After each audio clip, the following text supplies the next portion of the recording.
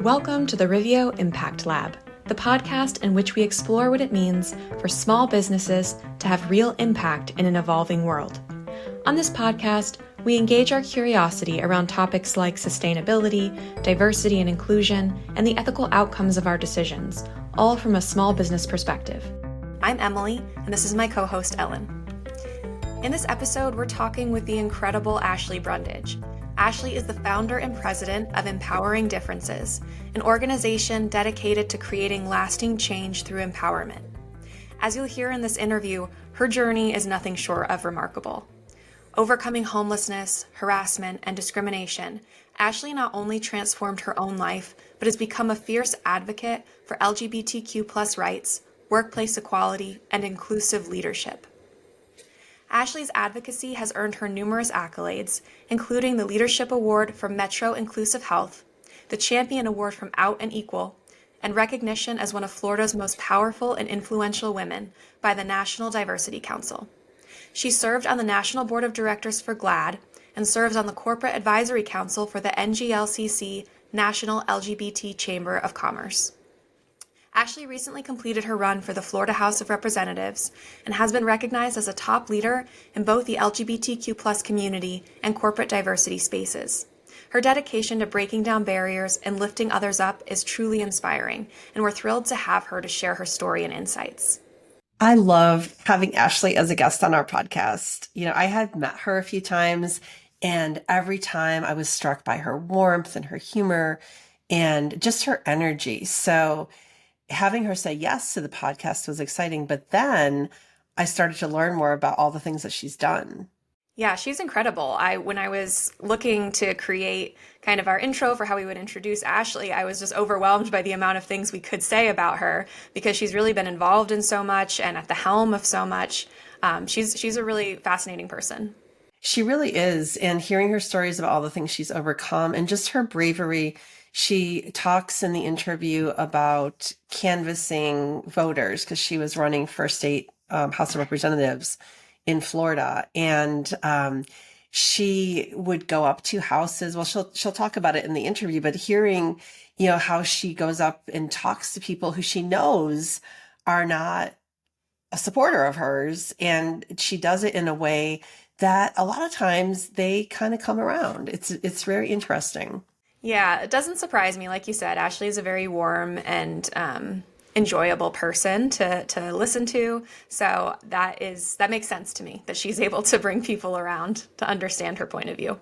Yeah, and she does it with a real pragmatism. She does it with a real grounded, she understands where others are coming from. And I think that's interesting. And I think it's needed in this day and age. So I'm really hopeful for our future because of leaders like Ashley. I completely agree. We hope you enjoy the podcast.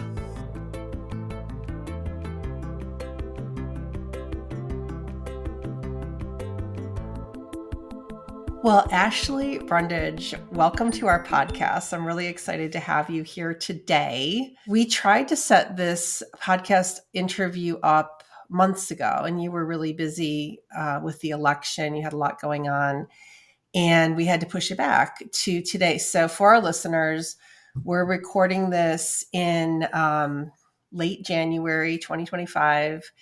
And a couple days ago, we just had the inauguration. So I need to lead with that. Today, we really want to talk about you, Ashley, your accomplishments and your work, but we just have to acknowledge that statement that Donald Trump made during the inauguration. And apparently the most important thing that he had to get to right away. Not the price of eggs and groceries and milk. None of that. It's the two genders. We can only recognize two genders. Yeah. There's no other way that we can really interpret this except to aim it as a way to erase LGBTQ plus people from, having the rights that they have fought so hard for. So I just want to hear your thoughts on this. Yeah. How are you okay? How are you doing? Yes. Well, where do we go from here? Yeah. Number one, I'm okay. And while I am a proud out woman of transgender lived experience, The adjective is transgender. The noun is woman in that sentence. And women are of all different types. So, to that degree, I identify as a woman. And so being woman is a pretty central core to who I am. It's what all my legal documents say from the United States of America, from the state of Florida. And so from that standpoint, legally, to his degree, I'm a woman. So I think I'm okay in that construct. I don't know how they're going to enforce that, how much money they're going to have to spend to track down every single transgender person in the country. To me, I think that might cost a little bit of money. And, that's money that could be spent towards all of the campaign promises that made sense, that really were the ones that, really got people to want to vote for him. Because, I was having lots of conversations with lots of people about this topic, and everybody told me it was the fact that, everything he was going to do for the economy and how he's going to help prices. And so, that's the part that really confuses me. What is the priority? I didn't see anything about a record profits from grocery stores being held accountable. Like, that would have been the EO that I wanted as EO number one, if that was really what the goal was. So I think a lot of people got fleeced. I did get, probably hundreds of messages over the last couple of weeks of people who were really scared. And I advised lots of people to run to the passport office and stand in a line and literally get a passport before you can get one. And a lot of people took my advice. Some people didn't. And that's the nature of how this works, is that there's a pendulum that swings in every political environment. So that if you're on one side of the pendulum, eventually you're going to end up either really high in the sky or really low in the ground, and you have to be prepared for that. And I think being prepared for something to change your world is not easy, and that's why it's so important to have lots of emotional intelligence, leadership, and empathy, because all of those things can help you along this journey to understand that, hey, while my life isn't perfect, it could be worse. Or, hey, while there are things that I'm doing that can help other people, maybe there's something else I can do to help even more people. And so this is kind of like the thing that I think separates the people who are really successful in this environment versus the people who really struggle. Good answer. And yes, it was a curious thing for him to lead with. And good advice to go to the passport office.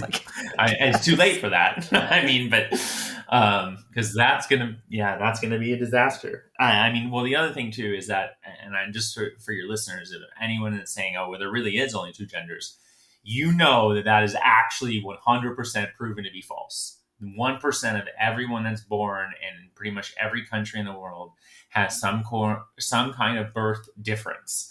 They might have XXY chromosomes. In fact, in the way that they worded it on the website, technically everyone is born female in their description on the website of this executive order, because all nucleuses start female and then some developmental male chromosomes and some don't. And so we're all humans. I mean, I'm giving a science lessons here. We're all humans. We're all actually born at conception female. And then male sex characteristics are added after the fact. So the sheer fact that they wanted to define it based on conception, which is really funny, because I think that there's a call out there to anti-abortion as well. This also is very comical. And then there are people who are born intersex, about 1% of the population. They're not transgender, they're intersex. It's people who might have different types of reproductive organs of some might be male, some might be female. And so those people exist as well. And so you're basically saying that those people don't even exist either, when that happens. And in fact, all of gender affirming surgeries, like 98% of all gender affirming surgeries that happen on minors, happen on intersex kids. So at birth, usually, or somewhere in the realm of when they're born, parents make decisions on how how to raise the child. And, in that scenario, if there are only two genders, you have a 50% chance of guessing right and also a 50% chance of guessing wrong. So should we be really focusing on this though? That's always my question. Yeah, and I don't even want this really to be the focus of this interview because we have a lot more other things to talk about. I don't really get it. I was always brought up as, take care of yourself and let kind of like the trendy, like let them a thing that's Mel Robbins thing that's going around now. Like that's kind of how I feel about things is, you do you, I'll do me, we're all good. You believe what you want to believe. I'll believe what I want to believe. As long as we're not hurting anybody, Right. let's just go forward. I believe our differences make us more interesting, but Yes. that's just me. 100%. So, yeah. But Ashley, we are here today to talk about you. And I do want to move on because we do have a lot to cover. And you have a very interesting, to put it mildly, very interesting life. Many directions we can go in, but I want to start out by just giving our listeners a sense of who you are. And your journey began, you like navigated a lot of difficulties from homelessness, discrimination, harassment. Can you talk just a little bit about how you started out in early life and how that got you to where you are today? Yeah, early on, I kind of just I struggled as a youth just because I couldn't figure out what was wrong. We didn't really have terminology for gender, just differences, and so I just kind of tried to figure out how to survive, and having kids was really the best way for me to do that because I could really mom the heck out of my kids. And so I did that. I had two amazing young men. They really saved my life. Having them in my life made all the difference every which way to Sunday. And so I focused on them a lot, and allowing them to be the focus of why I existed. And as with any great person that does a lot of momming, everything that they do is celebrated. And so I really focused on that. I did work 12 years in the restaurant industry. I started at the bottom and worked my way all the way up, really with their support. And then I reached a breaking point where I could not really survive anymore, and live a lie about who I am. And I was really struggling. And so then I made the decision to start gender transition as I lost everything. I lost my job and my house. It was just not a really good situation. And so then that kind of led me down the path of trying to figure out how to find employment and grow a new career and start anew. And it's really interesting when you're starting something from scratch. If anyone has ever lost anything, right, you're always like, okay, well, how can I find that thing, or how can I get it back, or let me retrace my steps, right? And you try to do all these analytical thinking things to help you in your journey. And if you've lost everything, now that it teaches you lots of resilience. And so I learned lots of resilience, and then that led me on this path of figuring out that, okay, well, I can find employment, but am I going to be happy? And how is that going to work? And everyone is hiring entry-level positions right now, just given that at the time it was after the 2008 housing economic crisis, which is why I lost my house. We were in an economic recession and things weren't great. And so it was just kind of interesting. And I was like, well, if I'm already at the bottom, I might as well be at the bottom. And so I thought if I could go out and find employment and be my true authentic self, that it would send a ripple signal of inclusivity.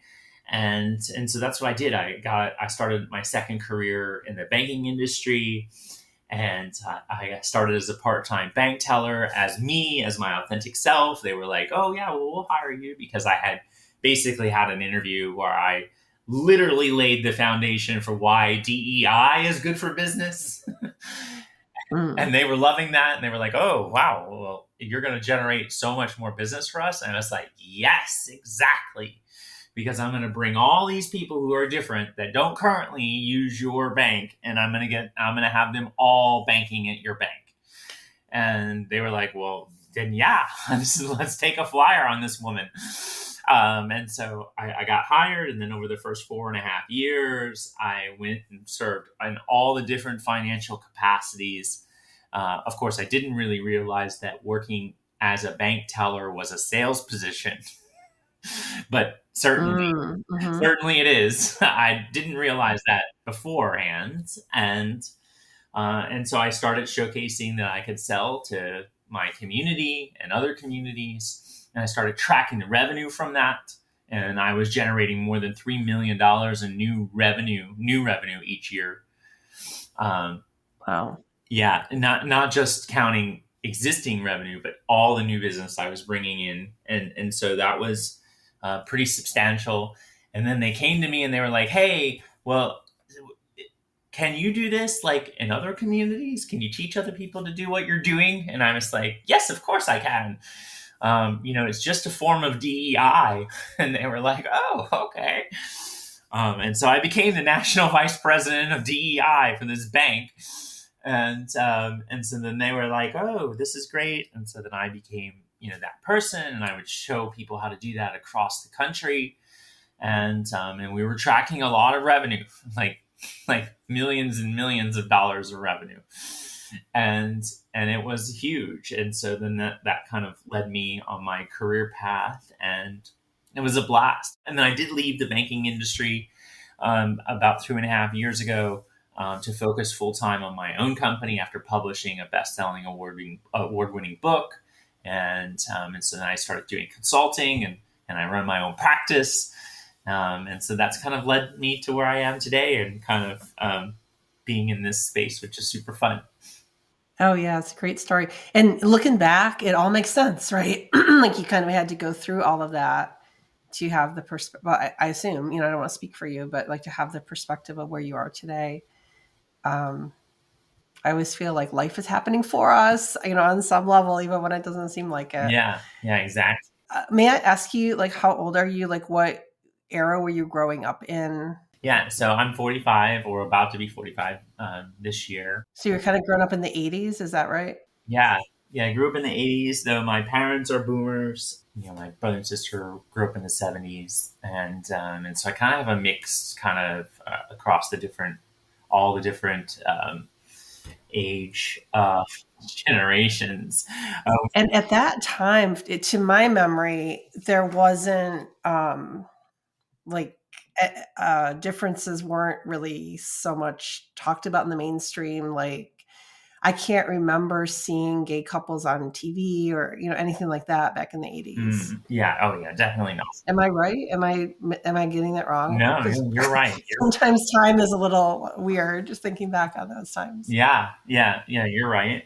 It feels like we've come a long way. Hopefully that will continue. Getting back to my very first question. But you, my friend, are doing great work, and you mentioned your book. I do want to ask you about that. In the book, you've got a 4-step process to use empowerment to create change. Your book is called Empowering Differences, which is a fantastic title.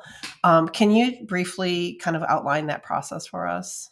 Yeah. The 4 steps are pretty simple. It's not meant to boil the ocean over, but basically, step 1, kind of in any leadership model that's really successful, is really to look in the mirror. and so one of the things that we recommend is an emotional intelligence questionnaire. So anyone can go right now onto my website, empoweringdifferences.com, click the self-assessment button, and you can download the questionnaire. It's 21 questions that are kind of supposed to get you started in this process of kind of looking at yourself. So knowing yourself is step 1. Answer some of these questions about your existence, about your empowerment of other people, how you move in the world, how your differences impact you, because they impact you, right? I mean, like I ask people a lot about their rating of their level of empowerment, and you'd be surprised on some of the differences that are impacting people in this world. And then step 2 is to get to know other people who are different. So we call that knowing others. And this is, of course, where you learn about people who are different. And, in order to do that, right, you have to put yourself out there. You have to meet different people. You have to ask the question, and so, there's some support mechanisms for that. I actually interviewed more than 15 people when I wrote the book. So you hear from them throughout the book as well. And they talk about how their differences impacted their journey. While we all have the 10 differences. This is what makes diversity so powerful in the world. We all have the 10 differences, but it's just a matter of whether or not we feel that we're being empowered or not for each of them. And whether or not we're empowering other people for those 10 differences as well. And then the third part is to develop a strategy. And so developing your strategy, right, looks different for how your makeup is, right, as we talked about, and how you interact with other people who are different. So if you see that you are disempowered for your race, which I've had a lot of people that we've been surveying over the last year who are white that say they're disempowered for their race, which is really kind of shocking to me, but that's to me personally. But everyone makes their own decision about how they feel about their differences. Can't force someone else to feel a different way because of the way society operates and depending on where you are in the world. It's still up to that person to make that decision about how they feel. Because they'll never develop the emotional intelligence necessary to recognize where they live in this world if we don't let them figure it out on their own. We built a solution that helps people to kind of measure this by putting a sliding scale of 0 for disempowered, 100 for empowered. And people take this as a digital survey, and then we actually produce a report for them so they can recognize where they're at. Because whether you're empowered or disempowered for any one of your differences, you still have to take leadership actions to make a difference for people. And so that, of course, is the fourth and final step, which is what we call empowering actions. Some people call them leadership actions. People look at them a little bit differently because depending upon if you feel that you're disempowered for your socioeconomic class, which statistically is the second most disempowered of all the 10 differences that we study. Socioeconomic class will then tell you, okay, well, wait a minute. If I want to empower someone's socioeconomic class position, that's a different leadership action than if I want to empower them for their gender, since that's one of the things we talked about, right? Gender empowerment, the leadership actions for gender empowerment might look more like inclusion and education and access, whereas the leadership actions for social economic class empowerment is definitely going to look more like investments and access, and then maybe education. So you see the actions are different based on the differences. And so that's why it's so important to do work around your empowering differences. Know where you stand, know how you interact with others, build the strategy, and then take action. Because then you'll be making the right actions based on your differences and who else you're interacting with. And that's what empowering differences is all about. And that approach, Ashley, like that to me feels like very high level, like very evolved.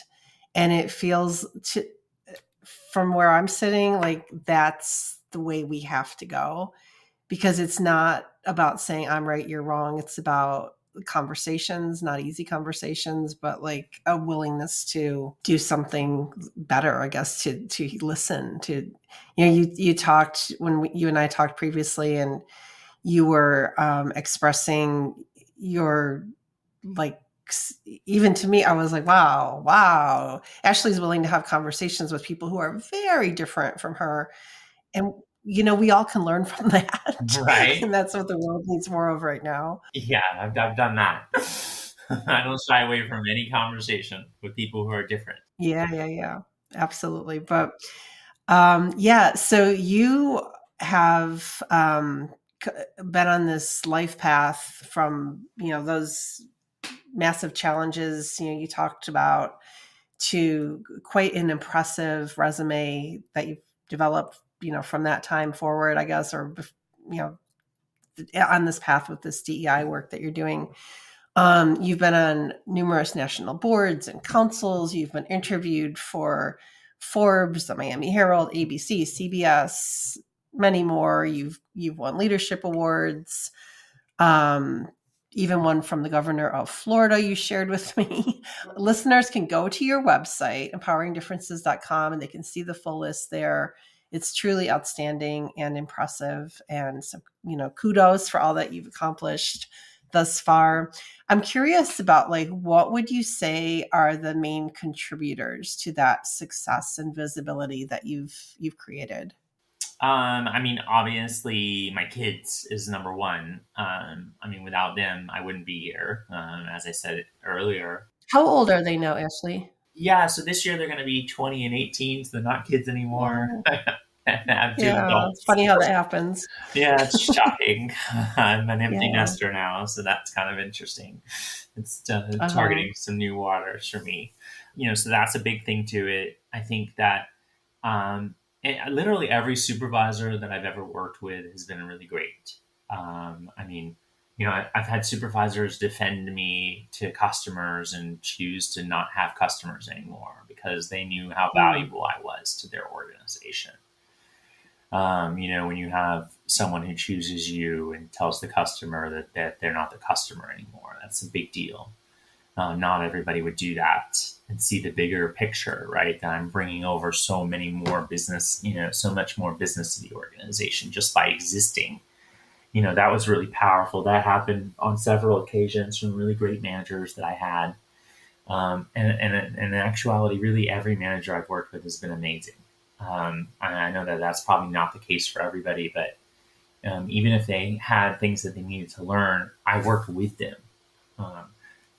Never trying to work against people is not easy because we as humans sometimes get threatened by people in authority positions, and so looking at them as an equal, even though they're your manager, looking at them as an equal, as someone who's an equal partner in both of your successes, has been something that's really helped me in this journey. And then lastly, I'd probably say that not discounting anyone.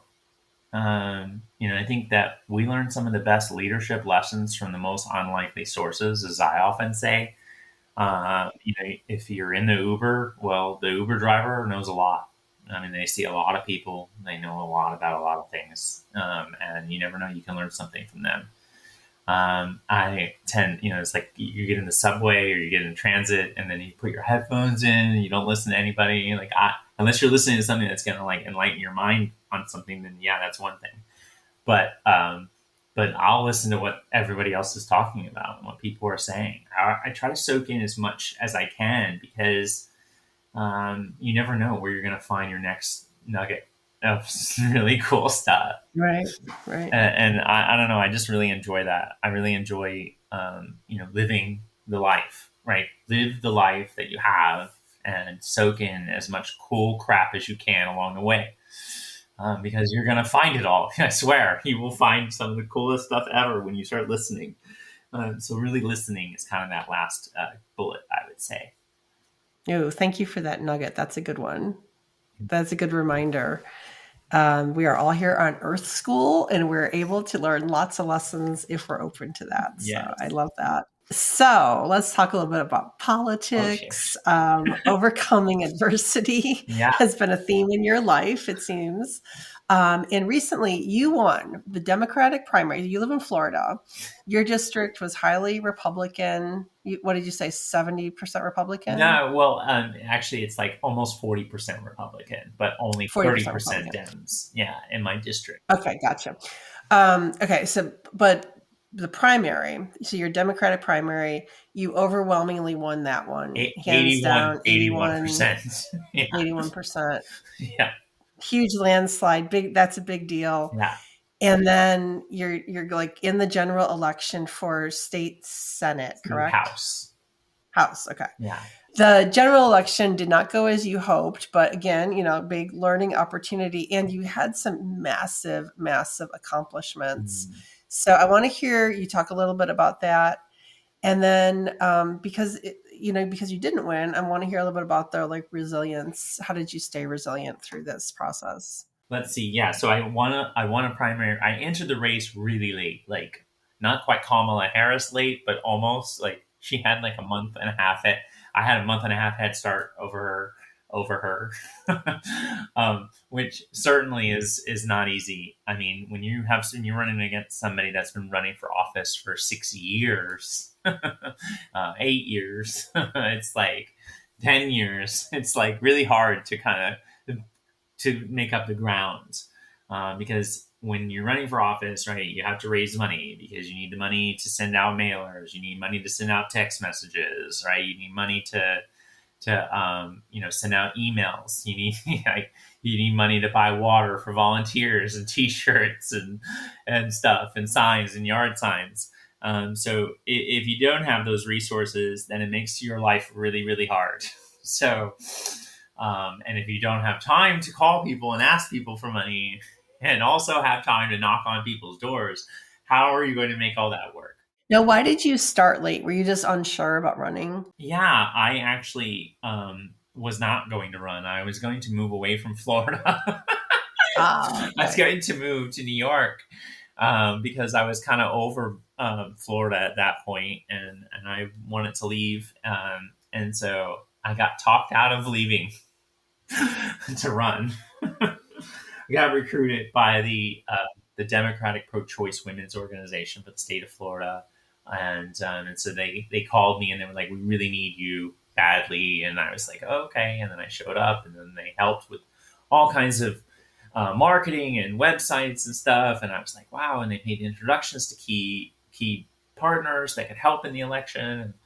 And then they worked really hard to help me, which was great. And I said, are you sure you want me? And they were like, no, we really want you. And I was like, okay. So we went down that path, and we had a blast. Yeah, we won a primary race handily, which actually sent a huge signal, right? That, oh wow, I could be competitive. Which then sent a signal to the other side of the political aisle that they needed to spend $2.5 million to in a local for a house seat. Yeah, for a local state house seat. That the local state house seat, by the way, only pays $29,500 a year if you win. So it's not like anyone's going to get rich from being a state representative.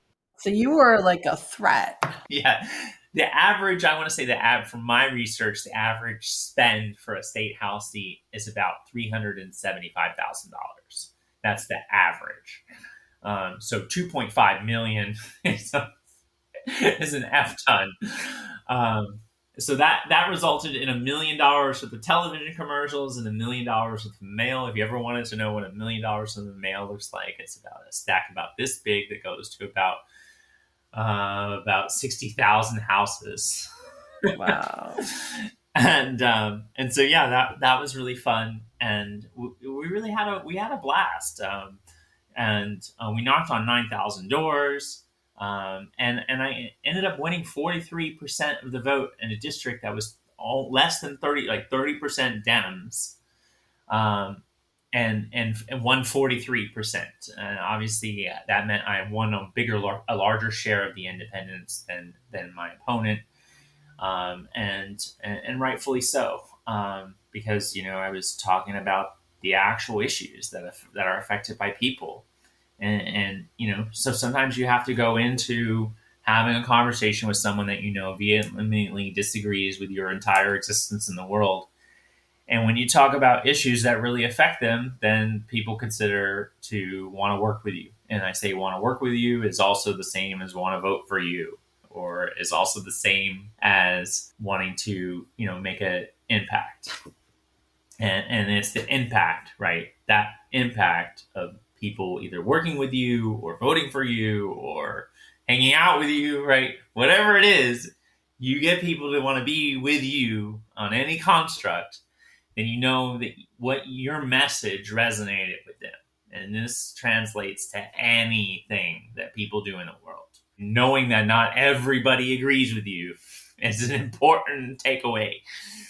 And that's the thing that we can always learn more from, is realizing that does exist, that people will disagree with you, and you have to find a way to find yourself in this commonality or common ground moment where you can find what you do agree on. And that's so powerful. Yes, because at the end of the day, we're humans and we can work together. You see it all the time when in natural disasters. Nobody's asking what political party you are. They're like, can I help you because your house is flooding or whatever is going on, I hope we can get back to that in some way, shape, or form. Yeah. When there isn't a disaster happening.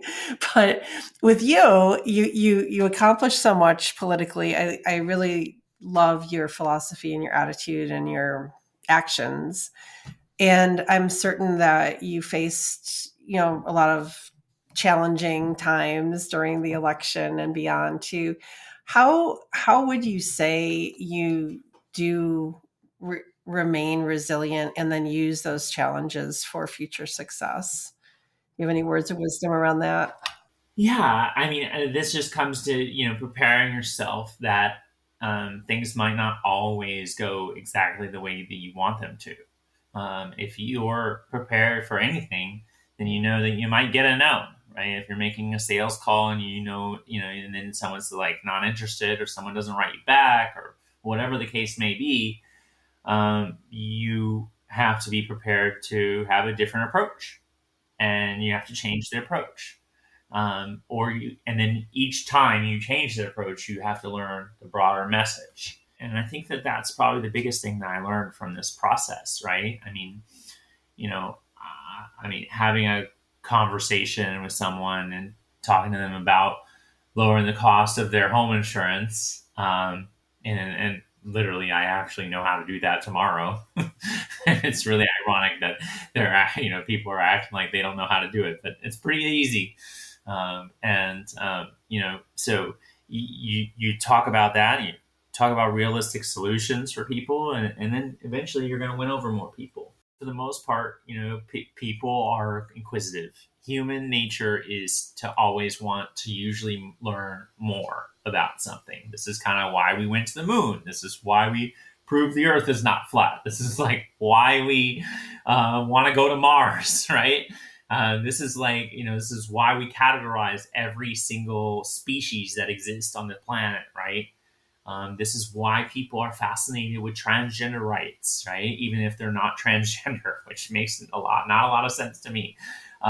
This all is about the same thing, that humans always want to look and learn about the things that are different, and this is no difference on any of the differences that people have, especially ones that people don't know a lot about. And so if you live in that space, you have a difference that people don't know a lot about. Everyone around you, every second, always wants to know everything, and they want the whole story. Just know that going into it. That's true. That's true. And capitalize on that. But capitalize on that because you know that they want to know everything there is to know about this topic. You now have an advantage in that situation. And how you use that advantage is hugely important. So I don't know if this is a good segue or not. It might be, because I want to ask you about actionable allyship. Yes. Which you talk about on the website. So can you just kind of define what that means and how that's played in your journey and made an impact on your path? Yeah. One of the things I love is how it's almost like the LGBTQI legitimaquois, as I like to call it, like they've seized control of the rainbow, right? And it's like the rainbow is like God's gift to the earth, right? So people get upset about that sometimes, but it's all right, colorful, right? The colorfulness of it, and there's all these different flags or different letters in the community. And I always say that my favorite color is gold because allies are gold, in my opinion. Have you ever heard the saying "silence is golden"? Like in the movie theater, they used to say that silence is golden. I say allies are golden.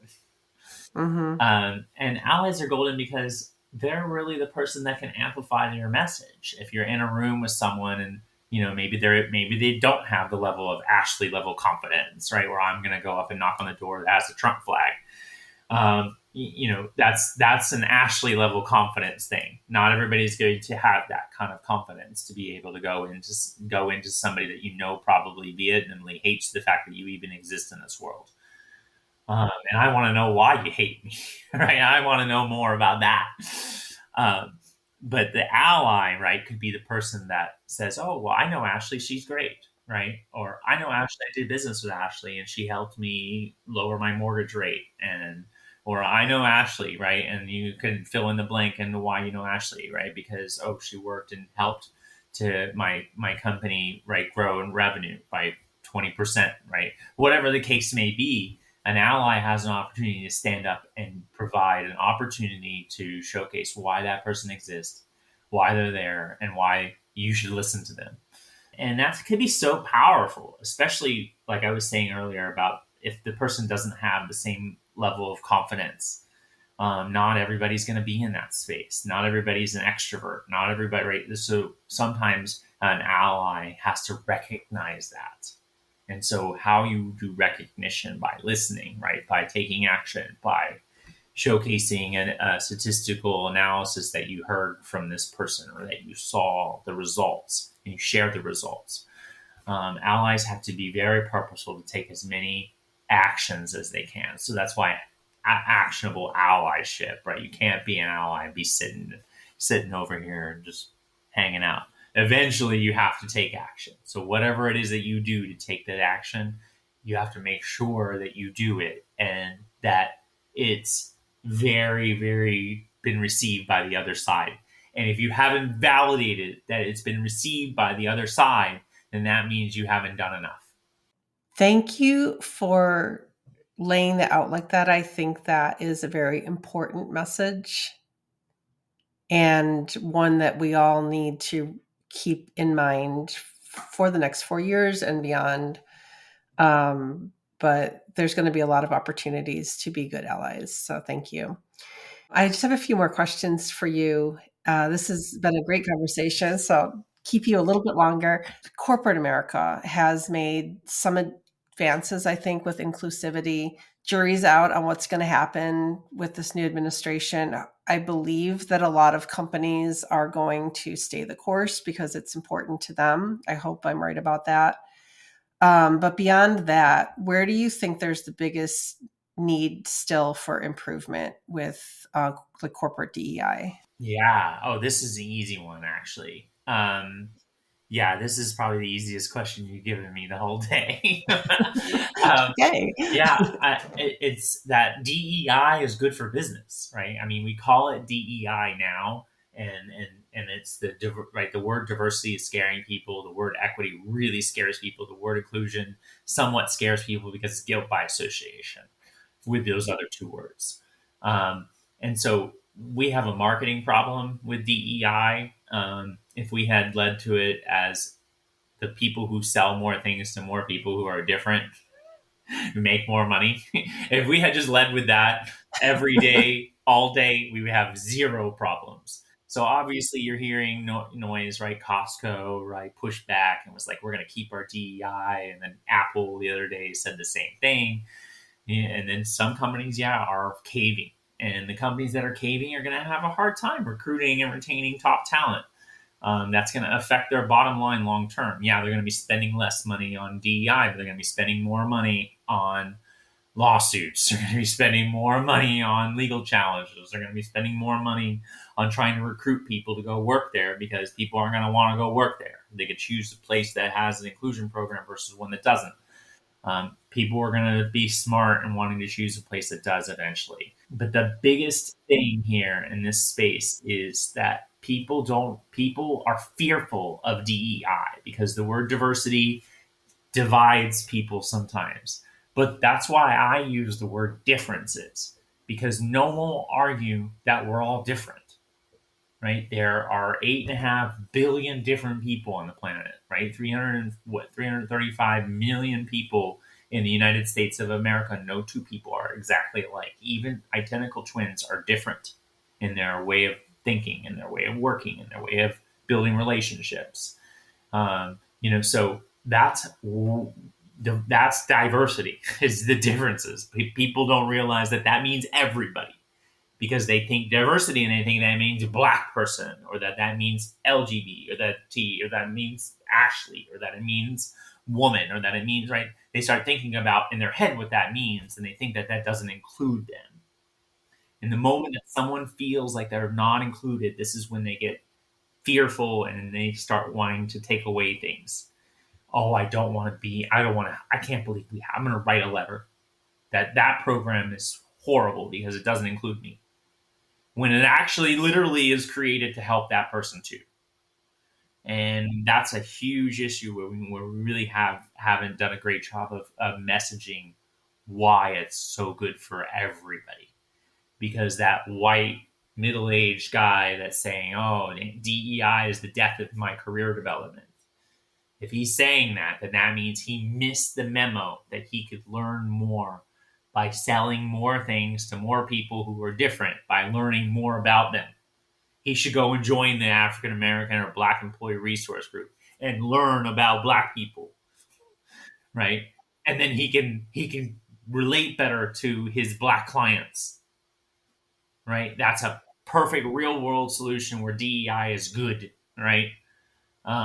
And if there are 5 accountants on the team, and all 5 are middle-aged white guys, and then you have an opening, and then you get all the resumes, and you have the final 2 resumes is a woman who wears a hijab and a white guy, and the resumes are comparable. Maybe the white guy's resume is better.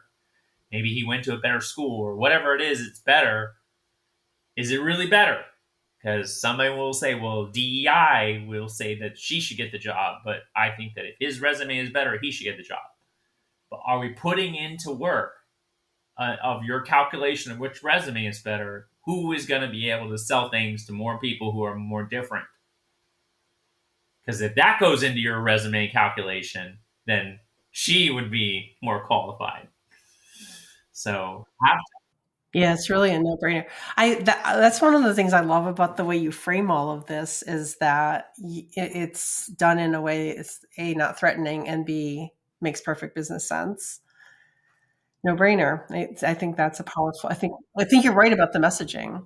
yeah, the companies have to do a better job at the messaging behind this effort, behind the corporate space, right? That's differences. Equity is a whole other podcast. Okay.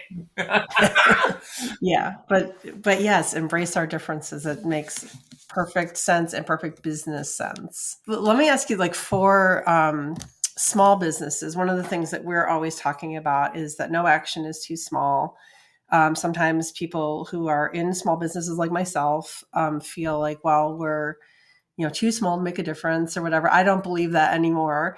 But for small business leaders, owners, employees, whatever, who want to make a difference, advocate for workplace equality, advocate for transgender equality, is there a first step that you could just, something doable that you could recommend? Well, my company, right, we do the assessment. We do an assessment for the team, and we rate how empowered the group is. This helps to figure out which of the differences might be lacking in the empowerment, right? Because like I said earlier, is that all people have all the 10 differences. So if you think about it, right, it's our abilities and attributes, our age, our socioeconomic class, our education, ethnicity, gender, language, race, religion, and sexuality, right? So you have all these 10 differences. They're always moving amongst all the people. So if it's 10 people, if it's 3 people, if it's 2,000 people, the 10 differences are always there amongst the people who work together on a day-to-day basis. So people are disempowered or people are empowered for any one of those differences, it can impact the way at which the team dynamic operates. So knowing is so important. Knowing where the team stands on that level is really important. And it sounds like just taking that action of, taking that survey and starting the conversation changes the dynamic. Yeah, exactly. So where do you see the future of transgender visibility and acceptance in the workplace and society? And how do you think people can find hope in this current landscape? it's tough right now, especially the fact that, an executive order is really basically targeted the community. People are panicking. People are really fearful. I mean, I think that there's at least 1% of the population. We're talking about 1% of the population. So there's a lot of fear right now. So I think if you're an ally, somebody that's trans, right? Maybe you could do a little bit more volunteerism or advocacy, and you give money to Trans Lifeline. I am a big proponent of Trans Lifeline. I think that's a great organization to support. So I think that right now, right, you have to look out for people and make sure that they know that they should exist. I think that that's the number one issue right now, because people are really scared. To be told that your whole process is invalidated, and like people are really literally thinking that they're going to like hunt them down and come after them and want to change all their documents. I can't imagine how much that would cost the United States government to want to hunt down the 300,000 transgender people in America. Right. I mean, like, I just really think that there's probably a lot of way more important things that we should be doing, but nonetheless, people are really scared. So knowing that that's real and in the right now, I mean, I think that there's some more systemic things that people can do. But that should be some easy things initially. I know it's dire. I know it's dire. And yet the pendulum will swing, Yeah, the pendulum is a perfect example. Politics always moves in waves like that. But there was a lot of wins. I mean, the trans community elected someone to Congress. I mean, that's a big freaking deal. Who can't use the bathroom, but well, I mean, I think that that rules discussion. I think that they stepped back a little bit from that. But she does have her own bathroom in her own office. And so there's that, but yeah, I mean, I don't know there. I mean, I might handle that a little bit differently. I probably still use the women's room, even with the rules saying that, just because of, about, comments about genitalia and stuff. And I'm like, do you want to check mine? Like, because really, if anyone had saw the whole girls sports thing, go look and see what AOC said. Because basically, like, enlightens predators to want to look at girls and look at young women. Like, it's absolutely mind blowingly bonkers as to right who is the typical predator in our country. So yeah, I mean, the positive side is look and see the successes. I mean, we also elected someone in Kentucky. We elected someone in Iowa, House of Representatives. And one of my friends is on the Lexington City Council in Kentucky. There were positive moments as well. You just have to look for them. And then obviously, yeah, I did win an election in Florida. I mean, that's a pretty big deal. I mean, while it wasn't the election I really wanted to win, we still made history. And we built a coalition now. And, so if I want to run again in the future, I have a whole, foundation for that, which is really powerful. And street cred is really powerful too. People don't know this. And I think, thinking about, you said you grew up in the 80s and we said there really weren't any public, that I can remember, any characters in sitcoms or shows or anything, or in the pop culture. Yeah. And to today, where that's really changed, and there are some elected officials, it is changing, and I guess we can take some hope there as well. Yeah, 100%. Thank you for that lens and that perspective. And Ashley, my second to last question, and the last question is really just about how people can find you and support you. But my last real question is, what does the word impact mean to you? This whole podcast is about impact. So I'm curious about your definition. Yeah. I mean, for me, impact is, what is the result? What did you actually accomplish? And how did it impact people? So did you make a bunch of money for a bunch of people? Did you sell a bunch of things? Did you Did you improve emotional intelligence? Right? And how are you tracking that? So if you're not tracking it, what is it? We measure impact based on level of empowerment for groups and individuals, right? So if you're not doing that, if you're not measuring something, then how do you know that you're making an impact? Obviously, yeah, you can look at the tax return because someone's measuring that. You can look at the paycheck. That could be somebody's impact. But what is your impact? I think that if you know the result, then you typically will know what the impact is. And sometimes it's emotional, but a lot of times it's usually monetary based. For at least the people that I do a lot of work with, they focus a lot on that bottom line, the greenery in some case, or the coins, coins too. People track that as well. So yeah, what's the impact? What did you actually accomplish? Yeah, great answer. Thank you. And thank you for this discussion. It was amazing. How can people find you? How can they support you and stay in touch and, ultimately, hopefully hire you to help them with their companies? Because I can't wait till you come in and help us. Yeah, so empoweringdifferences.com is our website. And that's where people can download the self-assessment questionnaire that I was speaking of. You can message us. You can engage with any of our content, our published works, books, workbooks, online learning curriculum, conversation cards. There's something really for every different medium that you're thinking about and wanting to learn about how to empower people's differences, including your own. Because you are people. But you can also engage with us on our website and with our newsletter. There's a newsletter. We send out a newsletter every other week. And then on social media, of course, at Empowering Diff, DIFF. And then I'm Ashley T. Brundage, all one word. And you can probably find me pretty easily on the Google or the wherever. I have a lot of followers, so I'll probably pop up somewhere pretty quickly because I've been in the news and stuff. And I suspect you will continue doing so. I hope you do. Yes, you've got an important work to do, Ashley. 100%. Yeah, thank you. Well, thanks for talking with us today, and until next time. My pleasure. Thank you.